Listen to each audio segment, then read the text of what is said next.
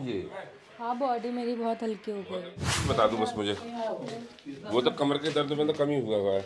ये देखो सीना ढीला नहीं हुआ हल्का। हाँ, ये कुछ फील हो रहा है। खिंचाव कम होगा ना होगा। हाँ हाँ।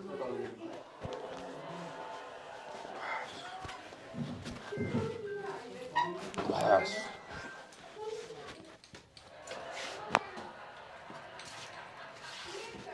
और नहीं कपिल शर्मा शो में भी डॉक्टर है, हाँ डॉक्टर गुलाटी, वो भी पेशेंट को सही कपिल शर्मा अच्छा, शो हाँ। है, वो भी ठीक करते हैं पेशेंट को। करते नहीं करते ही।